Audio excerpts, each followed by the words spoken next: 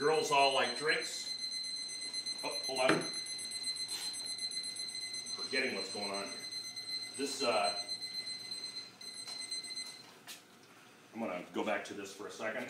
We are now at 172 degrees, and we are at coming up on 6 minutes.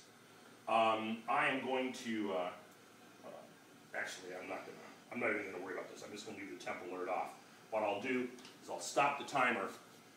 What I'm looking for is 208 degrees. When I already know what the temperature is, what the temperature for the boil here is.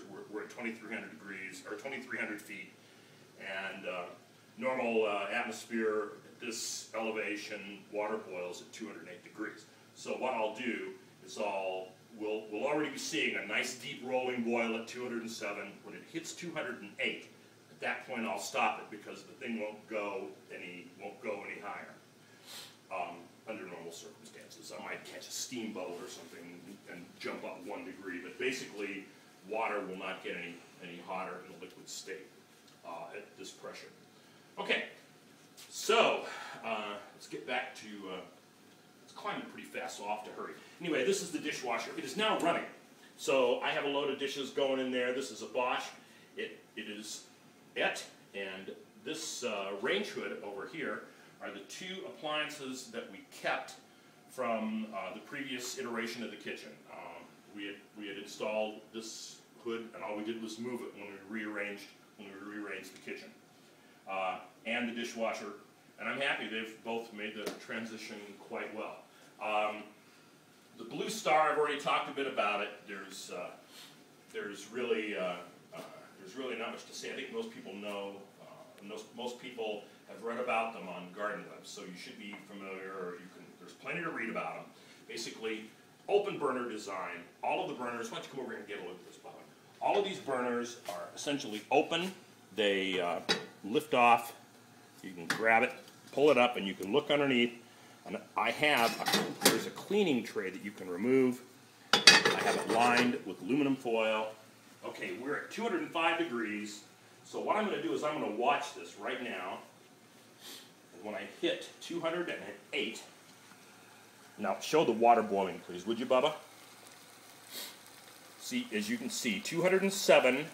You can see I've got a full boil, but it's not there yet. I'm going to wait until I hit 208 degrees. 208. There we go. Okay.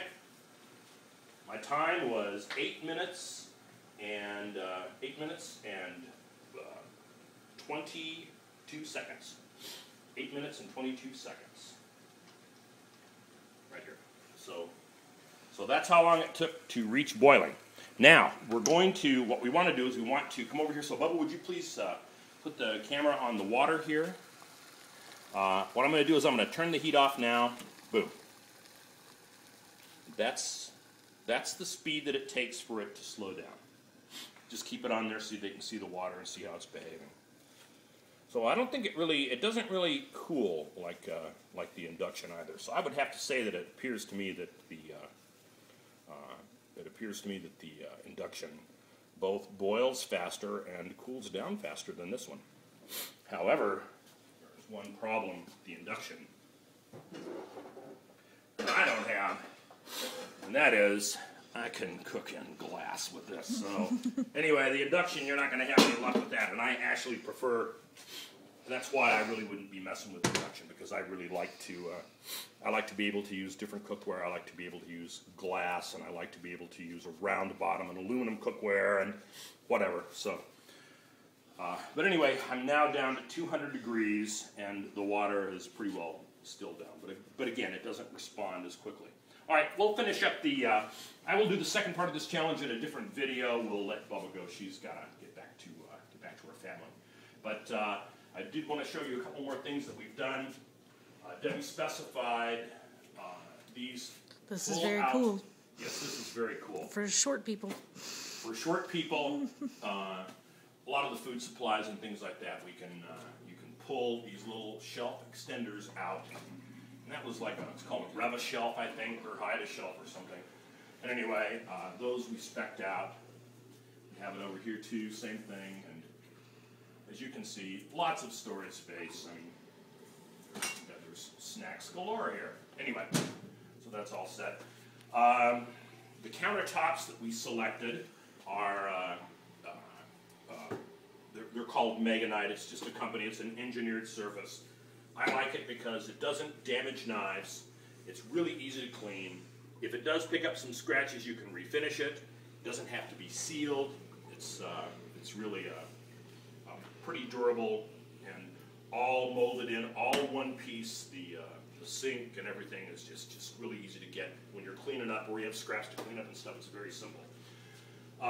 We have Debbie's Holy Zen Peace Frog, which she likes to have in the kitchen, and that's really it's really a nice little thing we like.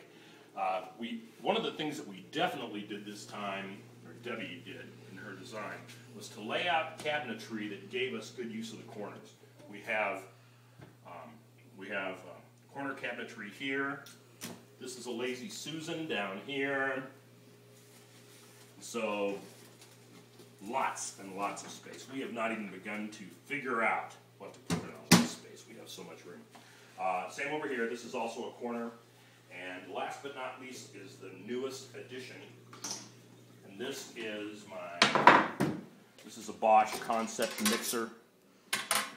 Found this thing on clearance. Basically, the way it works, I'll grab this. This will show you. You have a mixing bowl, pops right on there, like that. Mixer. I have a dough hook. I have a blender attachment that goes on. It also runs a blender. It runs a food processor and a slicer grater. So, and finally, last but not least, I also have this little guy up here that allows me, it's a stone grinder that allows me to grind flour on that thing. So it's pretty much an all-purpose bread machine, and we're real happy with it. Okay, I think that pretty much takes us through the layout of the place. You can kind of see I love the counter space and everything, and I think my wife did a fine job.